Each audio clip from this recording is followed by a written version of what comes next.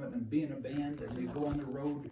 So second grade on, you learn how to play and sing in a band, and to perform, and to run the sound and the lights, and to do a little tour. And incredible. And one thing about getting older, you forget the threads of your story. My hat, thank you. He said, I have a neighbor in this community who is a veteran about your age. He came back, became a judge. He's pretty important and influential. Would you go say hi to him? I thought, this is my favorite kind of gig, one-on-one. So I took my guitar and I was going to sing him a song I wrote called Welcome Home. So I knocked on the door and I had my guitar in my hand. I had the song Welcome Home in my heart. The door opened, he stuck out his hand, he said, welcome home. And I said, that was my line. So I went in and he was wearing a Vietnam hat and he said, you know, I never wore Vietnam hats because I didn't like some of the connotations and stereotypes to do with people that go around flaunting. Maybe that's my judgment. But when he said that, it hit my chord right away. I never did either. And he said, you know what, I finally decided I can be proud of something. I can give thanks to something. I can honor the war, the good that came of it, whatever. And so that's why I wore that tonight. I want to honor my daughter, the hard work she's done in her life. And I want to honor those people that went to Vietnam for whatever reasons, not knowing a lot. I want to start, one reason this is such a special evening is because of the songwriting vibe here, for lack of a better word. I find myself more and more using expressions of the 60s, like, man, life's a trip, man. I like the vibe. You know, it just, those are good words. Maybe people were on acid when they came up with them. They're good words. But to be here with you young songwriters, I'll probably be crying half the night, you know, because where music took me from and took me to. Unbelievable, incredible. And I just want to take you with me wherever I go. You can open for me and close for me and do the whole damn show for me. I wrote a song when I was 13. It's the first time I remember getting adult recognition. Like, whoa, that's a good song. Adults, nothing to do with the song. Adults were validating me as a human being. They were seeing me.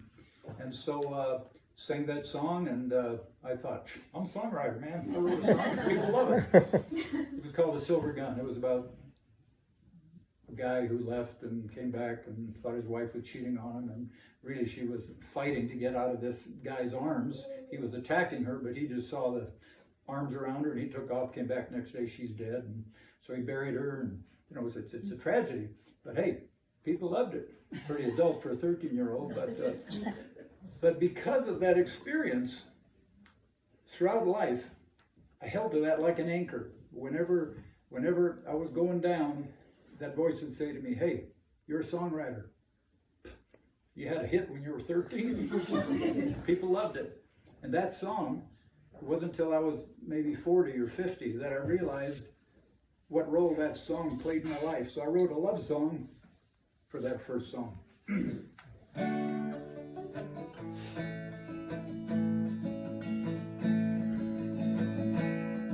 I was only 13 years old when she found me. She put her arms around me.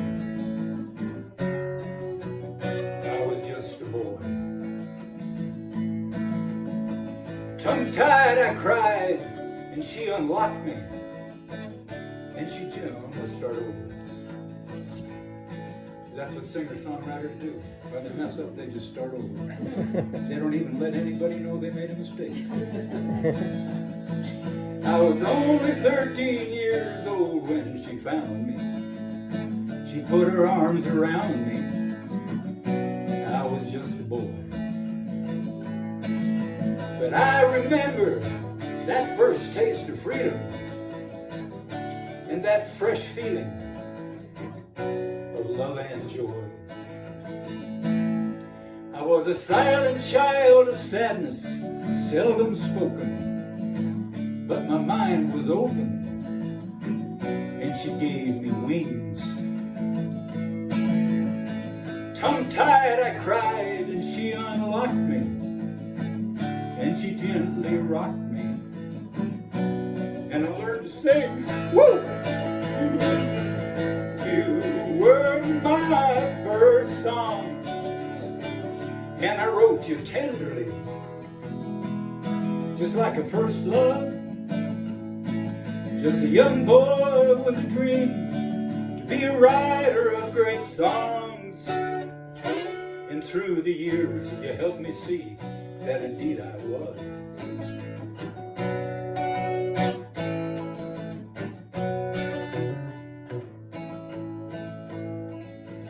I can't begin to count all the gifts you gave me and the times you saved me and you kept me sane. And I've lost track of all the times I've changed you and I've rearranged you, but you're still the same. There's only so many colors in that kaleidoscope. There's only so many notes in the scale. You just keep mixing them up and coming up with something different. You were my first song, and I wrote you tenderly, like a first love.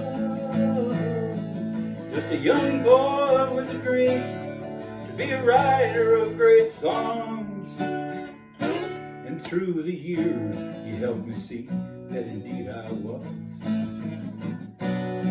Through the years you helped me see that indeed I was. I was only 13 years old when she found me. She put her arms around me. I was just a boy.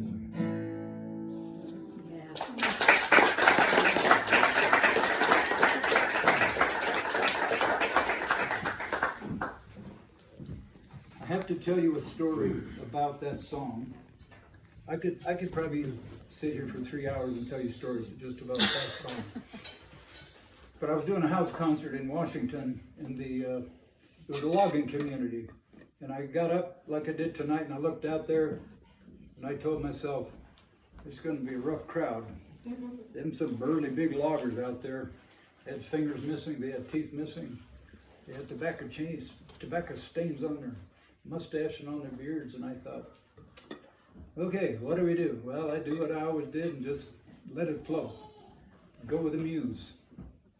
And for you young, I wish those guys weren't sitting there. My God. You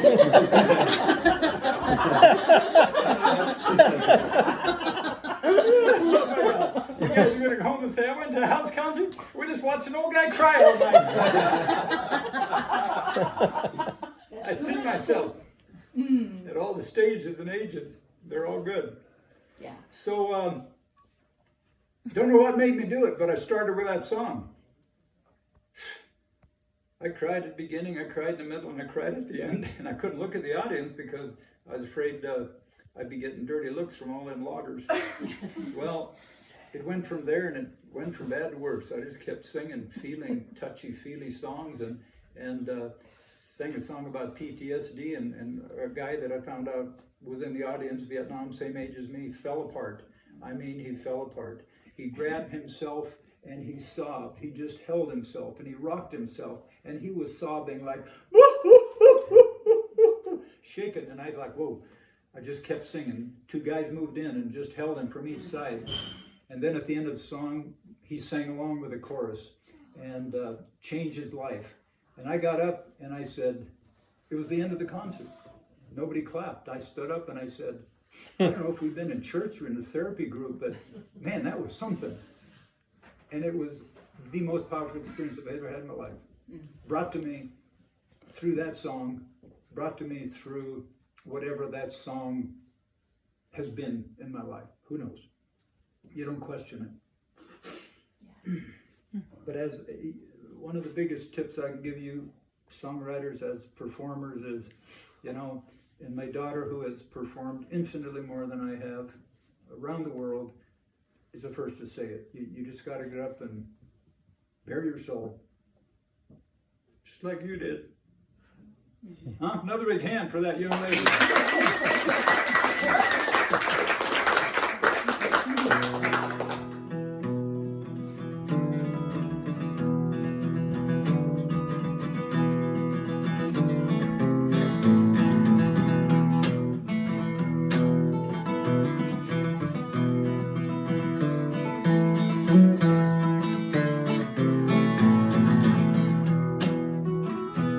He was a hard man, and it was a hard land, and I don't think I can even try to understand how it was back then. Strange land with no friends, only one place to begin. So my mom and my daddy, they dug in.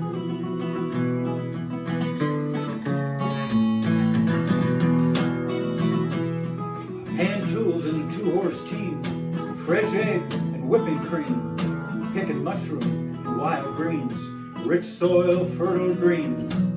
Alaskan summers long, young backs were growing strong. But even when things went wrong, there always was time for a song. Before every meal, instead of bowing our heads, we held hands in a family circle. We sang our prayers instead. Sometimes I was young and angry, didn't always feel like singing along. That's when my mama said, and my daddy said, son, take your time, you'll find your song. My children, take time to find your song. My children, take time to find your song.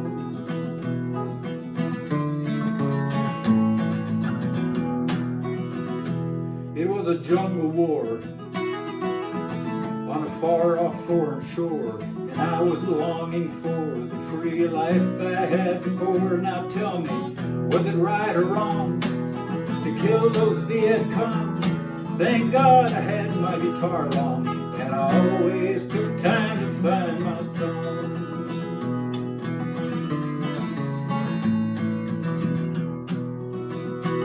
I got married, had children too, did all those things I swore I'd never do. I hate to think what I put them through. I was a single dad, didn't have a clue, but they're all strong today. Growing up, some moved away. They all write and play. They took time to find their songs in their own ways. Sometimes in the middle of a long, hard day, not a word was said. We all stopped what we were doing. We sang our work instead. Sometimes I was young and angry, didn't always feel like singing along. That's when my mama said, and my daddy said, son, take your time, you'll find your song. Oh, my children, take time to find your song. Oh, my children, take your time, you'll find your song.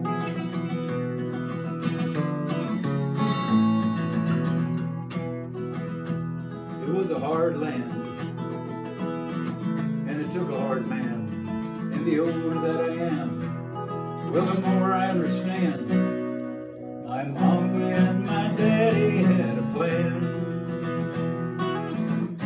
Before every meal, instead of bowing our heads, we held hands in a family circle. We sang our prayers instead.